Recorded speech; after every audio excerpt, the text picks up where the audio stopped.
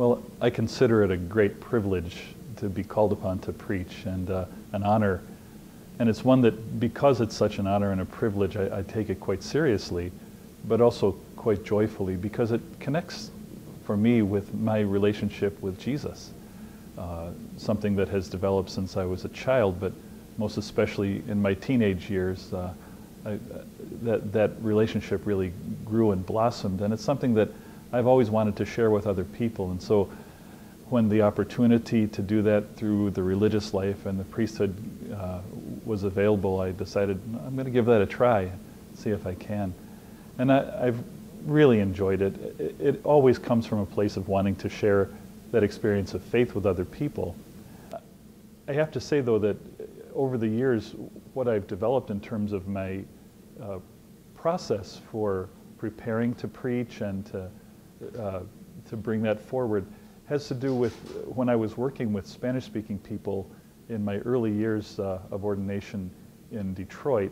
There was a wonderful mentor that I had who said, look, you have to sit down with the people who are going to be proclaiming the word each Monday.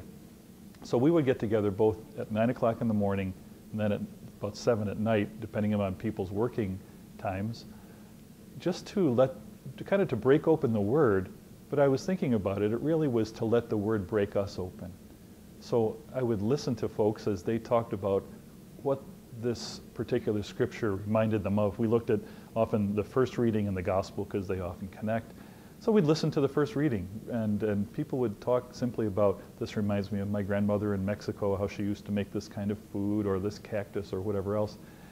And when you start hearing what it reminds the people of, and sometimes the questions people have, it gives one who's going to be preaching an opportunity to think, well, this is how the people are relating to this word. And sometimes it gives the preacher, it gives me new understandings of how the people are appropriating that. And sometimes it helps me to understand how people have gotten pretty bad information, and it gives me the opportunity to clarify a little bit in the preaching as well. But all with the idea of helping someone to know Jesus and to get to have that relationship that I have. So that's what I love about preaching, and I've tried to do that ever since then.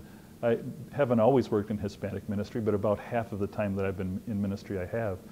But when I was working at St. John Fisher College, I would meet every Monday night with faculty and staff and students, and we would do the same thing, break open the Word and kind of, again, let it be a key to break open the treasure that's inside each one. I've always tried not to dominate those conversations because I already know what I think, but it's great to get from the others what they have.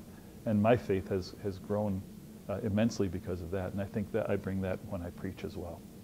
I think as you grow a little more accustomed to standing in front of people and speaking, the knees don't knock as much after a year or two. One of the things for me that's been very important, and it's from before I actually was preaching, was when I was studying theology. One of the men who was studying in Toronto where I was, his bishop was coming to say Mass one day, and it was my duty to do one of the readings. Well, I thought, gee, a bishop's going to be there. I better prepare pretty well. So I went down to the chapel, and I read the reading over and over and over, and I was proclaiming it over and over and more nervous each time. And suddenly, one of those moments happened where I realized, this is not my word. This is not about me. This is about the people in the pews getting God's message. And so I have to pray for them. So I prayed for the people who would be in the pews, and I prayed that the light would be turned off me and placed on them. And from that moment on, I could proclaim the word without ever worrying about it being about me. And so when it comes to preaching, I always pray for the people, before I actually preach or proclaim the gospel, I pray for the people that they'll receive whatever it is God has for them, even if I do it in some way that's not so perfect.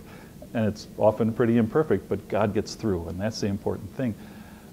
So I think that thing about it's not about me is central. You know, it's about Jesus, and it's about the people who are listening. And so what I try to do, and I learned this years ago when there used to be TV masses, I used to think that was a little weird. I would be looking at this television camera and thinking, well, how can I relate to that? But I started thinking about the people who were watching.